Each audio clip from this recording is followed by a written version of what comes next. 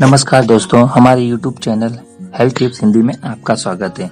आइए दोस्तों, आज कुछ नए टॉपिक पे लेके बात करते हैं। आज बात करेंगे हम लाजवंती का पौधा, जैसे टच मी नॉट प्लांट। आप इस पौधे को जानते ही होंगे, ज्यादातर लोगों ये ज्यादा जंगल झाड़ियों या रास्ते में भी ये पौधा देखने को मिलता है, या समुद्र के किनारे या नदी के किनारे या पोखरे गढ़ई के किनारे या खेतों खलियानों में भी ये पौधा दिखता है। ये पौधा ऐसा है कि इसे नाम लाजवंती इसलिए रखा गया है कि इसे छूते ही ये पौधा बंद हो जाता है। इसकी पत्तियां मुरझा जैसे जाती है, हरी भरी पत्तियां भी मुरझा जाती है।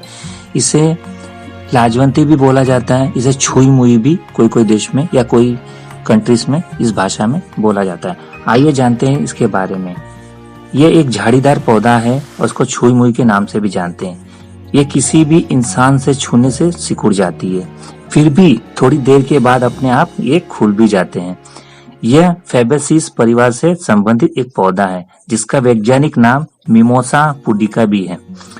परंतु क्या आप जानते हैं कि यह लाजवंती का पौधा किस प्रकार का होता है, इसका गुण, इसका कहाँ पाया जाता है और भी सारी चीजें।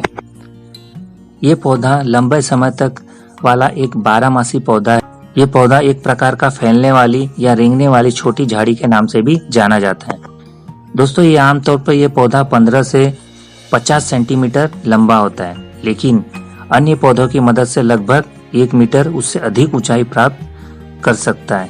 यह पौधा छाया समय योग्य नहीं है।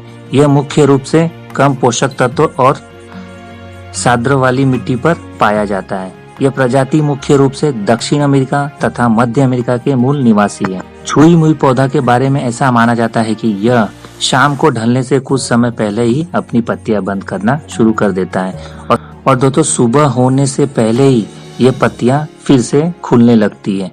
इस पौधे की पत्तियां गहरे रंग में एक पत्ती से निकले हुए होते हैं, जो एक दूसरे की विपरीत भी उस पंक्ति में निकले होते हैं। यह पत्तियां आमतौर पर 1 से 1.5 सेंटीमीटर लंबा होता है और चौड़ाई की बात की जाए तो 0.5 सेंटीमीटर चौड़े होते हैं, जो इमली की पत्तियां से बिल्कुल मिलते जुलते हैं। इसकी शाखाएं काफी पतली होती हैं, जो हल्के कठोर होते हैं। ये शाखाएं युवा पौधा में खड़ा होता है, लेकिन उम्र बढ़ने के साथ रेंगना या झुकना शुरू कर देता है। इस पौधे में बरसात के समय में एक सुनहरी सी गुलाबी रंग के फूल खिलते हैं, जो पूरी तरह से खिले हुए होते हैं। इसमें कोरोला मिमी लंबे, इसमें 4 पुरस्कार होते हैं। ये फूल दिखने में बहुत ही खूबसूरत होते हैं, परंतु थोड़े चुभने वाले होते हैं। इसमें कांटे तो होते हैं दोस्तों। यह एक पौधा सीधा सिकुड़ा हुआ या सीधा चढ़ने वाला पौधा है, जिसमें काफी शाखाएं होती हैं।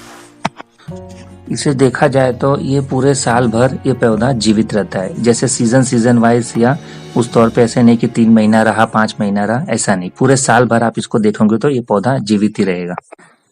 दोस्तों, इस पौधे की बात की जाए तो इसमें औषधि गुण बहुत ही पाए जाते हैं। इस लाजवंती पौधे का उपयोग मूत्रजनकी और विकृ दूर करने के लिए भी किया जाता है।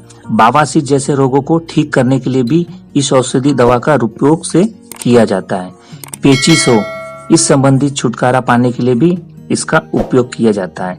इससे औषधीय दवा के रूप में शरीर में होने वाली घावों पर भी लागू किया जा सकता है। एक पौधा मनुष्य के छूने से पत्तियां इसकी बंद हो जाती है, इसलिए इसे एक शर्मीला पौधा भी कहा जाता है। इस पौधे के कई रोग के इलाज के लिए जड़ी बूटियां पाई जाती है। लाजवंती बड़े ही आसानी से हमें नजर आ सकती है। ये पौधे आमतौर पर थोड़े पुराने होने के बाद लंबे होते हैं, परंतु खड़े नहीं रह पाते। इस पौधे को फूल जुलाई से सितंबर के बीच खिलते हैं।